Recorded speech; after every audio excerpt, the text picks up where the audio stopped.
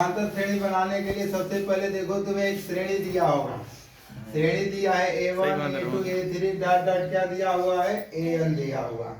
तो जब तुम इसको श्रेणी बनाओगे तो समांतर श्रेणी बनाना जाओगे ना तो पहले पद को तुम छोड़ देना, पहले पद वैसा का वैसा रहेगा, ठीक है ना।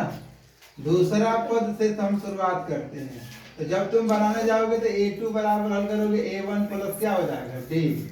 A3 को करने जाओगे तो ये वाला पोजीशन में यहाँ आ जाएगा। अब A3 की जगह हो जाएगा A2 प्लस D। इस चौथा पद बनाने जाओगे तो चौथा के लिए हो जाएगा A3 प्लस D। चौथा का ये बनाने जाओगे अब किसका पांचवा, तो पांचवा बनाने जाओगे तो 5 से किसको उठा लाओगे 4 को, तो A4 प्लस कितना हो जाएगा D। A6 यहाँ लिखा है तो 5 और प्लस हम क्या कर देंगे D।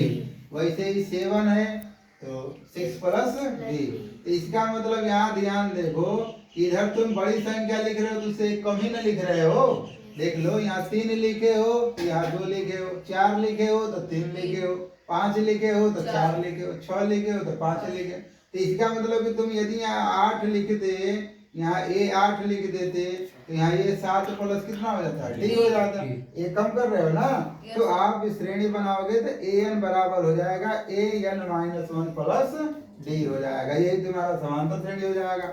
ये A1 का मतलब तुम्हारा प्रथम पद, A2 का मतलब तुम्हारा द्वितीय पद, वैसे ही आ जाएगा। हाँ ध्यान देना कि समांतर श्रेणी में ये जो D होता है वो निश्चित होता है, वो नहीं बदलता है। प्रत्येक समांतर श्रेणी में D कभी नहीं बदलता है, तो वो समांतर बोला जाता है समांतर श्रेणी का। और क्या होता है निश्चित होता है प्रत्येक स्थान पर। अच्छा तो समांतर कैसे निकाला जाएगा लड़के तो मानेंगे हम लोग कि यदि तुम्हें A1 comma A2 comma A3 comma A4 dot dot dot AN लिखा हुआ है लड़के, तो पूछा जाएगा सर्वांतर बताओ। तो सर्वांतर का मतलब क्या हो जाएगा यहाँ पर सर्वांतर जब भी निकालोगे हमेशा A2 माइनस A1 बराबर हमारा D हो जाता है। मतलब इसके ठीक बाद उसके पीछे वाली संख्या। जैसे बोलोगे नहीं हम A3 तो यहाँ A3 माइनस क्या कर सकते हो A2 बराबर D कर सकते हो। ये इस तरह नहीं होता A4 माइनस A3 बराबर D कर सकते हो। समझ में आ रहा है? तो ऐसे ही तुम निकाल लोगे समांतर। इसका मतलब हो गया कि AN लिखोगे और माइनस हो जाएगा यहाँ पर बाबू तुम्हारा AN-1 बराबर कितना हो जाएगा D हो जाएगा। तो सर्वांतर हमेशा आगे वाले को लिखकर उसके ठीक पीछे वाली संख्या से क्या कर देते हैं घटा देते हैं। जैसे एक उदाहरण मैं बता रहा हूँ यानी शर्मा का 1 4 7 10 13 दिया है। उदाहरण भी एक हम कर दे रहे हैं कि 1 दिया है, 4 दिया है, 7 दिया है, 10 दिया है।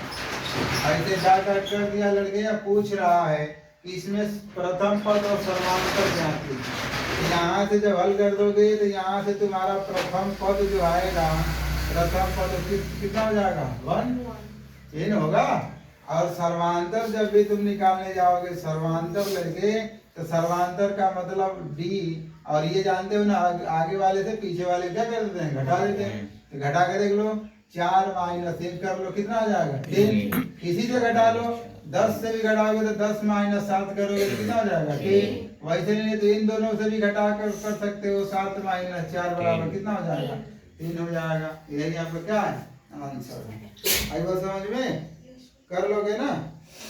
जैसे एक और उदाहरण यहाँ पर दिया है, वो उदाहरण आपका है, एक और उदाहरण दिया है लड़के, उदाहरण नंबर 2 है।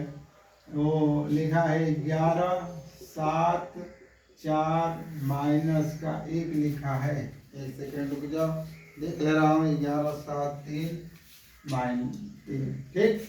अब यहाँ पर प्रथम पद A1 बराबर कितना हो जाएगा 11 डॉट डॉट डॉट कर दे हम जा रहे हैं इसे ठीक ना।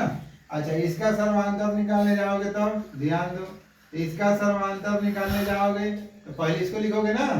तो इसको लिखोगे जो इस 7 को लिखोगे तो इसके पीछे चले जाओ तो क्या लिखा हुआ है 11। इसे घटा दोगे तो कितना हो जाएगा माइनस का 4। अच्छा उससे नहीं घटाना चाहते हो तो 3 को ले लो और 3 को ले लोगे तो कितना हो जाएगा ये हो जाएगा 3 माइनस 7 कितना हो जाएगा -4। अच्छा इससे नहीं तो इससे घटाओ -1 लिए हो तो -1 तो खुद लिखा है और फिर बाद में -3 हो जाएगा तो माइनस का 4 हो जाएगा। आज बस समझ में ना, तो इस तरह सर्वांतर निकाला जाता है। ठीक है, कर ले।